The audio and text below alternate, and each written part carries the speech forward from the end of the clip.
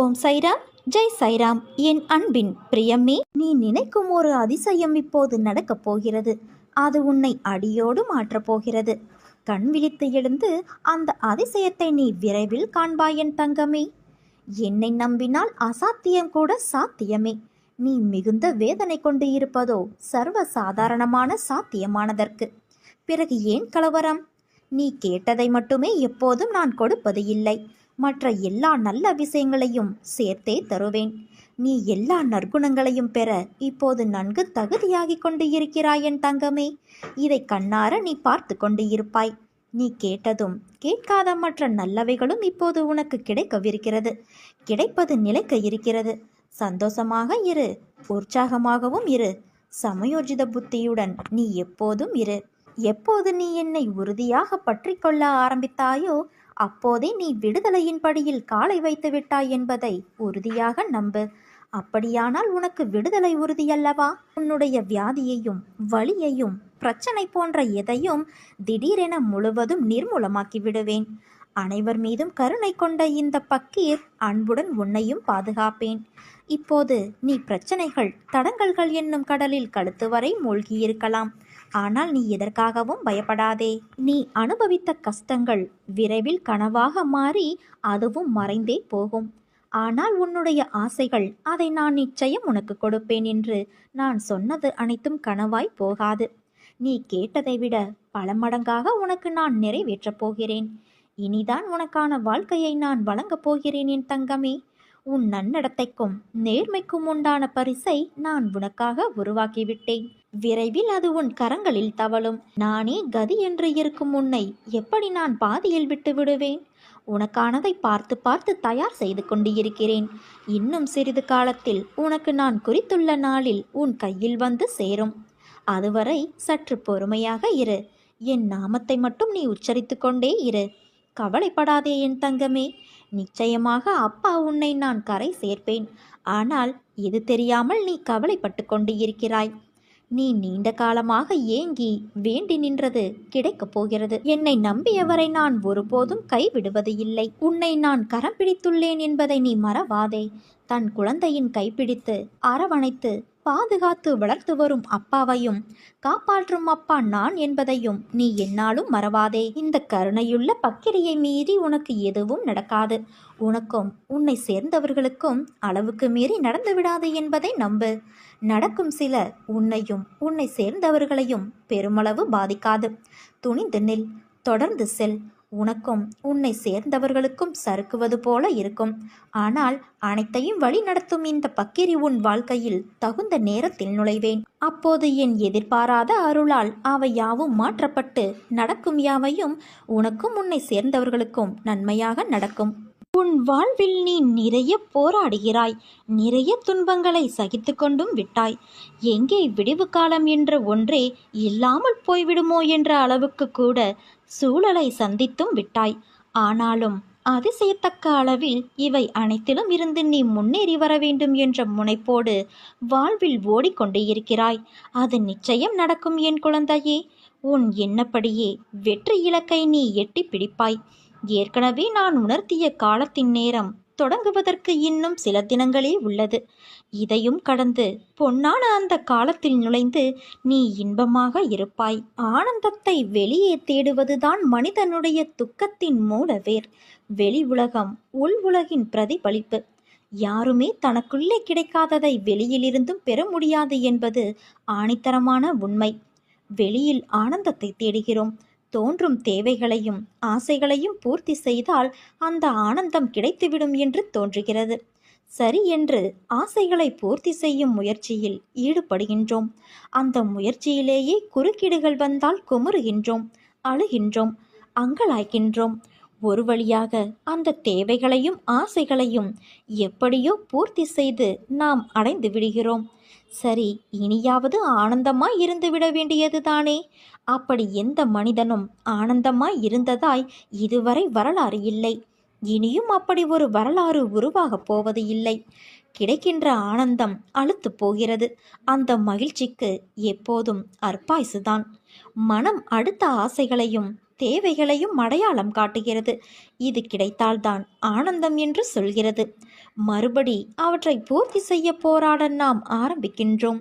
இந்த சக்கரவட்டத்தை தாண்டி வெளியே வந்தால்தான் தெளிவு பிறக்குமே ஒழிய, அதிலேயே பிரயாணித்து இதற்கு ஒரு முடிவை எட்டிவிடலாம் என்று எண்ணுவது புத்திசாலித்தனமல்ல. வட்டப்பாதையில் முடிவு என்பது எங்கே இருக்கிறது? ஒரு பொழுதும் நிரம்பாத தன்மையுடைய ஆசையை ஒழித்தால் ஒழித்த அந்நிலையே எப்போதும் மாறாத இன்பத்தை தரும். உன் முற்கள் நிறைந்த வாழ்க்கை பாதையை பூக்கள் நிறைந்த பாதையாக மாற்றுவது உன் தந்தையான என்னுடைய பொறுப்பு. உன் வாழ்வில் உள்ள அனைத்து கஷ்டங்களையும் போக்கி உனக்கு என்றுமே நான் வழித்துணையாக இருப்பேன் என் குழந்தையே. மனதில் தேவையில்லாத எண்ணங்களுக்கு இடம் தராதே. உன் எண்ணங்கள் அனைத்தையும் என்னிடம் செலுத்திவிட்டு உன் கடமைகளை செய். உனக்கான செயல்கள் அனைத்திற்கும் உன் தந்தையான நானே பொறுப்பாவேன். நான் எப்போதும் உன்னுடனேயே வருவேன்.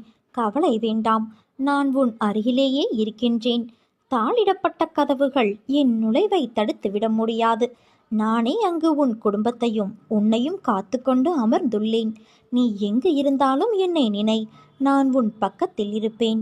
மெல்ல மெல்ல உன் கஷ்டங்களிலிருந்து நீ விடுதலை பெறப்போகிறாய்.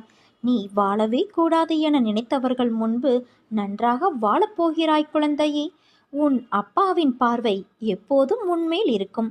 நீ செய்யும் எல்லா செயலிலும் நான் உன் பாதுகாவலனாய் இருக்கிறேன் என்பதை நினைவில் வைத்துக்கொள்.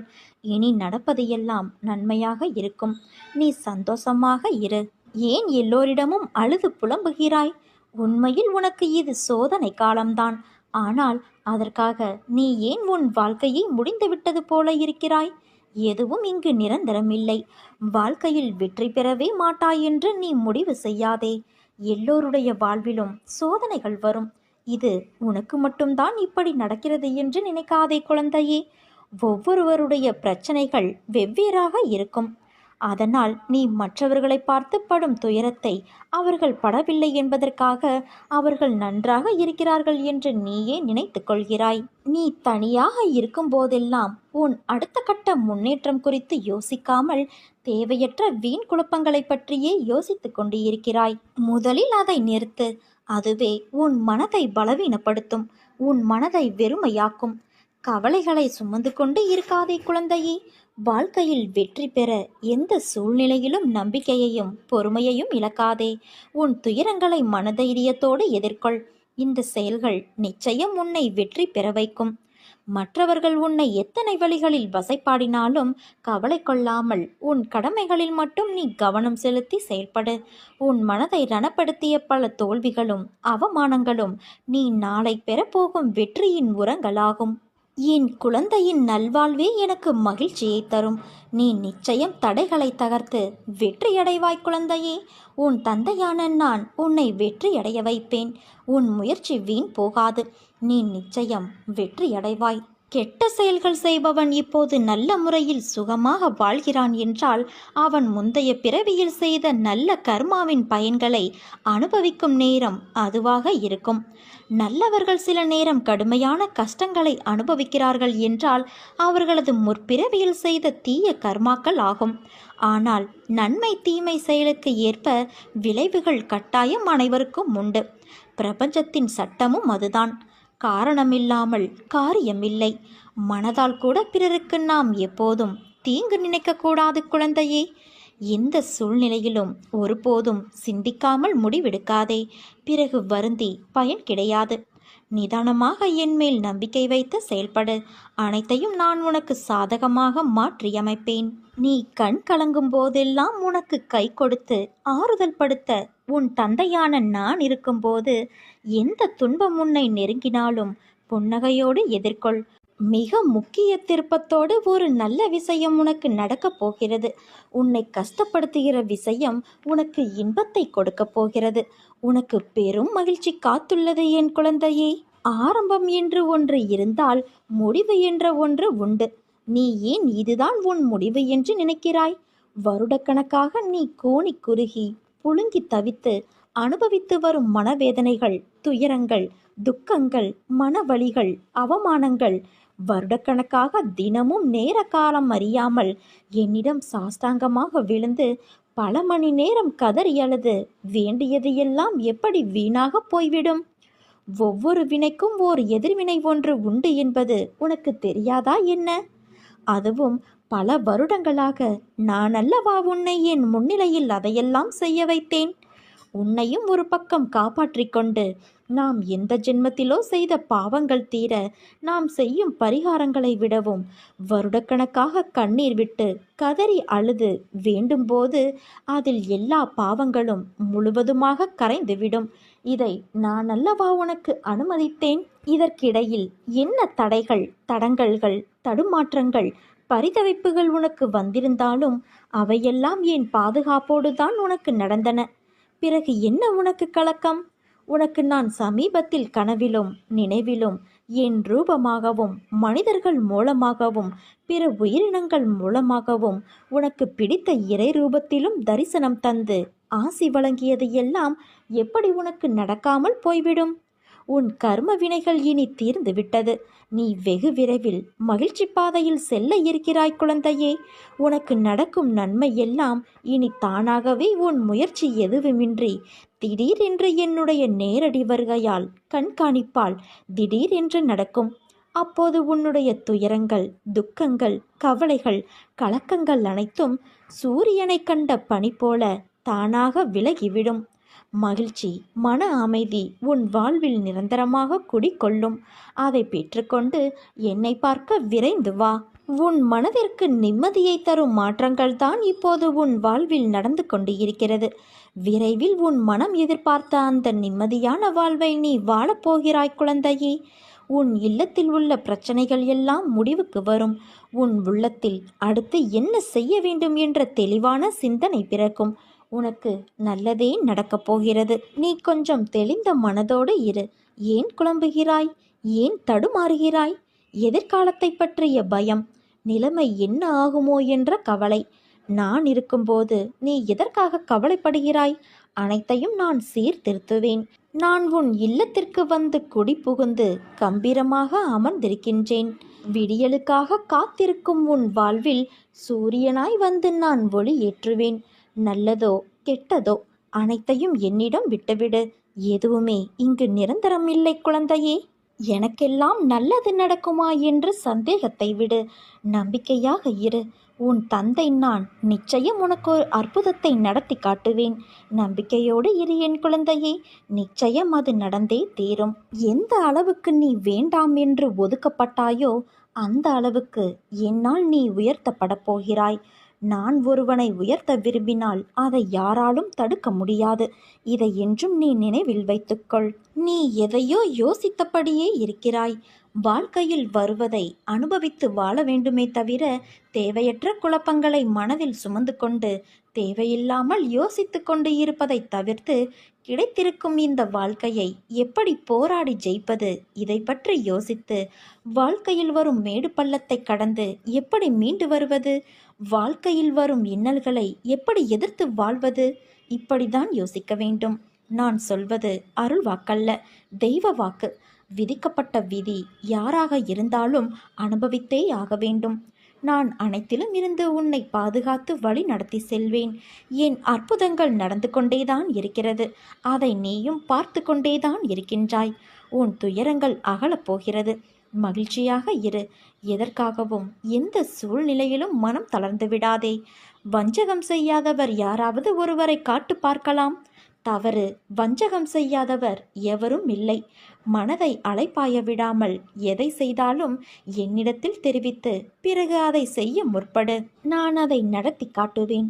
அனைத்தும் விலகப் போகிறது குழந்தையே. பொறுமையாக இரு. உன்னை வீழ்த்தி பார்க்க நினைப்பவர் மத்தியில் உன்னை பாதுகாத்து நிச்சயம் அனைத்திலும் வெற்றி பெற வைப்பேன். உனக்கு நிழலாக நான் இருக்கிறேன். நீ செல்லும் இடமெல்லாம் உனக்கு துணையாக நான் இருப்பேன். பல பேர் அவரவர் பிரச்சனைகளுக்கு விடிவு தேடி ஒரு நிரந்தர தீர்வு தேடி என்னை காண்பதற்கு காத்திருக்கும் நேரத்தில் நான் உனக்கு அனுமதி அளித்தேன். ஏன் தெரியுமா? பல மைல்களுக்கு அப்பாலிருந்து உன்னை நான் அழைத்து வந்திருக்கின்றேன். நீ பல இன்ப துன்பங்களை தாங்கிக் கொண்டு உற்றார் உறவினர்கள் பேசுவதை செவி கொடுத்து கேட்டு அதை கொஞ்சமும் பொருட்படுத்தாமல் அவர்களுக்காக உன் சுபாவத்தை மாற்றிக்கொண்டு ஏளனம் செய்தவர்கள் பல பேர் இருந்தும் தன்னம்பிக்கையோடு ஒவ்வொரு பாதையாக அவசரப்படாமல் பொறுமையோடு சினம் இல்லாமலும் விரக்தி இல்லாமலும் தான் என்ற அகந்தை இல்லாமலும் கடந்து வந்தாய். இதற்காகவே உன்னை நான் தேர்ந்தெடுத்தேன். உன்னுள் இருக்கும் நல்ல ஆத்மார்த்தமான செயல்களுக்காக உனக்கு நான் அனுமதியளித்தேன். என் அனுமதியின்றி எவரும் என்னிடத்தில் சுவாசிக்கக்கூட முடியாது. அதனால் உனக்காக நான் என் துவாரகாவின் வாயிற்படியில் காத்து கொண்டு இருக்கிறேன். வா குழந்தையே, உனது கர்ம பலன்கள் அனைத்தும் உன்னை விட்டு நெடுதூரம் சென்றுவிட்டது. அனைவரும் பார்த்து வியக்கும் வண்ணம் நீ எதிர்பாராத தருணத்தில் வாழ்க்கை பாதையில் உயர்த்தப் போகிறேன். உன் அப்பா நான் உன் கூடவே இருக்கிறேன். கவலைப்படாமல் இரு.